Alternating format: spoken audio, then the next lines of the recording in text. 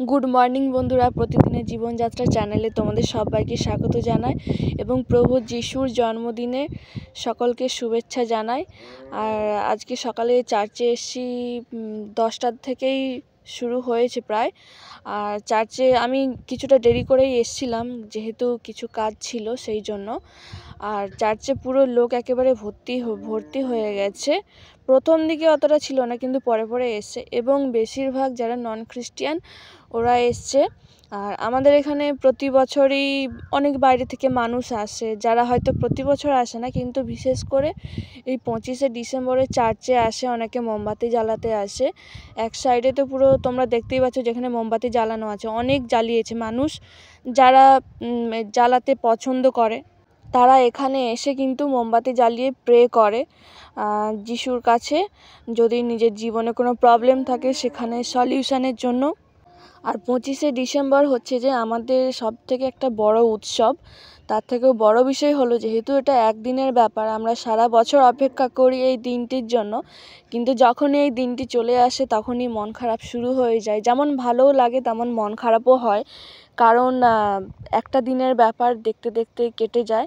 তো সেই জায়গা থেকে মন খারাপও হয়, কিছু করার নেই, এটাই নিয়ম আর কি, যে আমাদের ভালো লাগার মুহূর্তগুলো সবসময় থাকে না, ক্ষণিকের জিনিস। তো এইগুলোকে নিয়ে আমাদেরকে চলতে হবে। আর যিনি পাস্টার আসছেন বা পুরোহিত মশাই আছেন, উনি বাইবেলের বাক্য প্রচার করছে, অনেকটা লেন্দি ছিল, সেই জন্য তোমাদের সঙ্গে আমি এটা শেয়ার করিনি, বলতে গেলে এটা মিউট করে রেখেছি সেই জন্য। আর আমার বান্ধবী যার সঙ্গে এত ভিডিও বানায়, এত নয় কিন্তু ওর সঙ্গে কয়েকটা ভিডিও বানিয়েছে, এই দেখো মাথায় সাদা ওড়না দিয়ে বসে আছে, তার পাশে যে একটা মেয়ে, ও আমার বান্ধবী। আর ও রেগুলার চার্চে আসে প্রতি সানডেতে। কিন্তু আমার বান্ধবীকে যখন আনি চার্চে, তো ওরা দুজনকে দেখে অবাক হয়ে যায়, কেননা ওরা দুজনে খুব ক্লোজ ফ্রেন্ড। তো সেই জন্য 3 মূর্তি একসঙ্গে বসেছি। আমার বান্ধবী ছাড়া আরেকটা যে মেয়ে আছে, ও এসছিল ওর মায়ের সঙ্গেই বসতো, কিন্তু যখন দেখছে যে আমরা দুজন আছি তো আমাদের সঙ্গেই বসছে। আর খুব মজা করছিলাম 3জন মিলে, যেহেতু একসঙ্গেই বসেছি। আর আমার বান্ধবী যে আছে ওর সাথে আমার কলেজেই পরিচয়, কলেজে যদিও বা পুরোটা কমপ্লিট করিনি।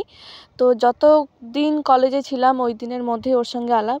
আর তার পাশে যে মেয়েটা, ওই মেয়েটার সাথে আমার আলাপ যখন আমি স্কুলে পড়তাম।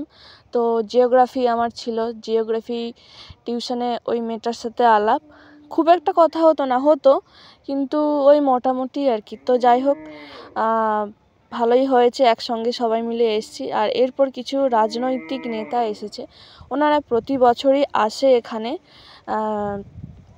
ওনারা এখানেও প্রে করে, অনেকে যিশুকে পছন্দ করে না, ঘৃণা করে যে চার্চে গেলে খ্রিস্টান হয়ে যাবে, কিন্তু এরকম কোনো বিষয় নয়। ওনারাও অনেক উচ্চ পদে থাকে, তারপরেও কিন্তু আমাদের চার্চে আসে, যিশুর কাছে প্রে করে, সমস্ত কিছু অনেক উচ্চ পদের ক্ষমতায়, এমনকি এমএলএ যে আছে আমাদের, তিনিও আসেন। তিনি আজকে এসেছিল কিন্তু অনেক পরে, কেননা ওনারা তো নিজেদের কাজে ব্যস্ত থাকে।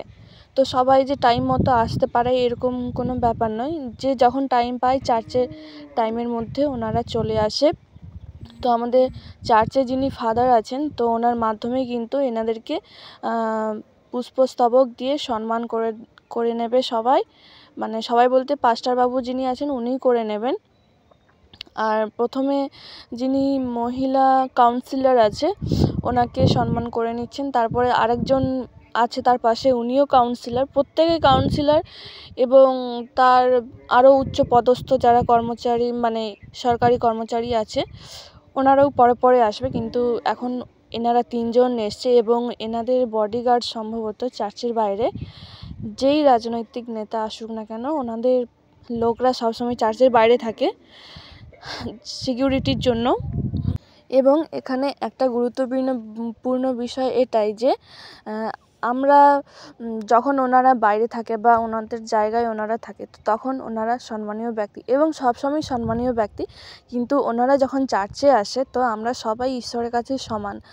আমরাও যেমন বসে আছি, ওনারা যখন এসেছিল তো আমরা কেউ দাঁড়ায় না, কেননা ঈশ্বরের কাছে ওনারাও মানুষ, আমরাও মানুষ। ওনারা ওনাদের যোগ্যতা অনুযায়ী ওই পদে আছে, কিন্তু ঈশ্বর সবাইকে সৃষ্টি করেছে, সব মানুষকে, তো সেই জায়গা থেকে সবাই সমান ঈশ্বরের কাছে। তাই এটা আমাদের খুব ভালো লাগে যে আমরা যাই কাজ করি না কেন, সে কেউ জুতো সেলাই করুক বা কেউ ভ্যান টানুক বা যাই চাকরি করুক না কেন, সবাই ঈশ্বরের কাছে সমান।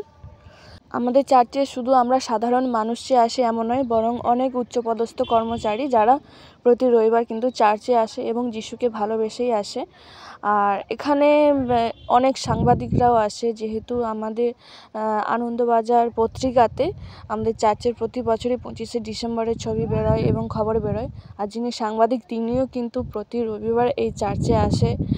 তো সব কিছুই বেশ ভালো লাগছিল আর অনেক লোকে পরিপূর্ণ ছিল। আর আমার বান্ধবীকে আমি 24শে ডিসেম্বরও আসতে বলেছিলাম, কিন্তু ও আসতে পারেনি কিছু কারণের জন্য। যাই হোক, ও এসেছে, আমার খুব ভালো লেগেছে। আসলে একসঙ্গে সবাই মিলে মানে এই দিনটি উদযাপন করলে অনেক অনেক ভালো লাগে। আর আমার বান্ধবীও মানে ওরও ভালো লেগেছে, ওর অনেক দিনের ইচ্ছা ছিল। ওকে যখন আমি বললাম যে আমি এত বছর ধরে চার্চে যাই, তো ও আমাকে বলল যে তুই আমাকে আগে বলিসনি কেন, আগে বললে আমি যেতাম। কিন্তু ওর সাথে মাঝখানে কিছু বছর মানে কমিউনিকেশন গ্যাপ ছিল, তো সেই জন্য ওকে বলা হয়নি। তো আজকে যখন ওকে আমি বলি তো ও খুব খুশি হয়। এবং আমাদের চার্চে আরও অনেকে আসে, যেমন ধরো আমাদের জেলার পূর্ব মেদিনীপুর জেলার যে এসপি আছে, ওনারাও কিন্তু আসে। মানে উনি আসে না, উনি তো ওনার কাজে ব্যস্ত থাকে, কিন্তু উনি লোক পাঠিয়ে দেয়, তোমরা একটু পরেই দেখতে পাবে। আর এই ছোট বাচ্চা মেয়েটা কিন্তু প্রভু যিশুর একটা গানে কিন্তু নাচ করছে। আর ওই গানটা আমার অনেক পছন্দের। যখন আমি ঘড়ি চার্চে গিয়েছিলাম সেখানেও ঠিক ওই একই নাচ হয়েছিল। তোমরা ভিডিও যদি মিল খুঁজো তো দেখতে পাবে যে একই নাচ। আর আমার খুব ভালো লেগেছিলো। আর সবথেকে মজার বিষয় হলো ওর হেয়ার ব্যান্ডটা বারবার খুলে ওর চোখে চাপা পড়ে যাচ্ছে, অনেক অসুবিধা হচ্ছিল। কিন্তু যেহেতু নাচটা ও তো খুব ভালো করে জানে, তাই যখন ওর চোখটা বন্ধ হয়ে যাচ্ছিলো ও তবুও শেষ পর্যন্ত নাচটা কমপ্লিট করেছে। তো এটাই ভালো লাগছে, সবথেকে মজার বিষয়। আর এই 25শে ডিসেম্বরের সবথেকে একটা গুরুত্বপূর্ণ বিষয় হলো যে কেক খাওয়া। একটা সময় ছিল ছোটোবেলাতে যখন একটা কেক কিনা মানে অনেক একটা ব্যাপার ছিল, কিন্তু এখন তো মানে 25শে ডিসেম্বরে কেক তো একবার অফুরন্ত খায়, মানে সবসময় এনি টাইম কেক বাড়িতে বানানো, তারপরে হচ্ছে চার্চে বা কেউ আরও কেক দিল, তো কেক খাওয়াই হয় অফুরন্ত কেক। এই ডিসেম্বর এলে কেকের কোনো খাওয়ার শেষ নেই।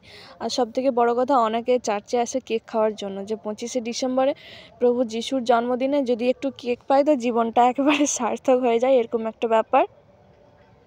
এরপর দেখো আমার বান্ধবীর অবস্থা, ও তো হেসে গড়াগড়ি খাচ্ছে। আর আরেকটা বান্ধবী ওই দেখো ওকে ইশারা করে বলছে, প্রচুর হেসে গড়াগড়ি খাচ্ছে আর কি।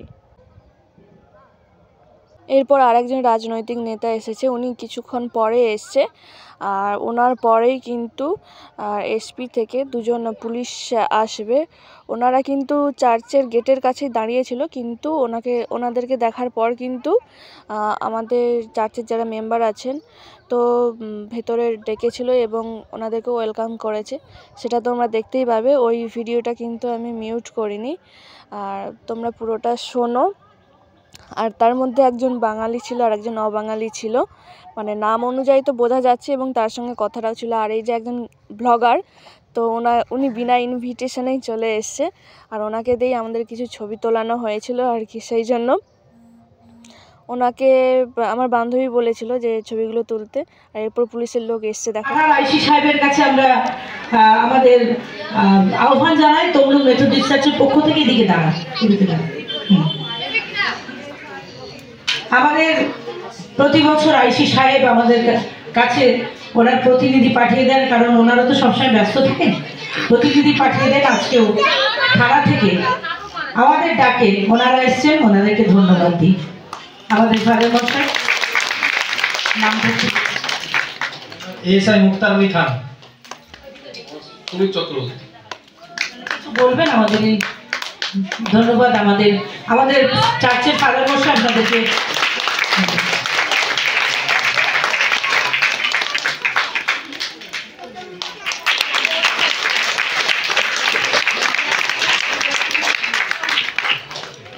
ধন্যবাদ আপনাদের আসার জন্য। সব শেষে কিন্তু দুপুরে খাওয়ার ব্যবস্থা হয়েছিল। তো বন্ধুরা, আজকের মতো এখানেই আমি আমার ব্লগটা শেষ করছি। আর আমার ব্লগটা যদি তোমাদের ভালো লেগে থাকে তাহলে অবশ্যই চ্যানেলটি সাবস্ক্রাইব করে পাশে থেকো। আর যারা আমার চ্যানেলটি সাবস্ক্রাইব করেছো তাদেরকে অসংখ্য ধন্যবাদ জানাই।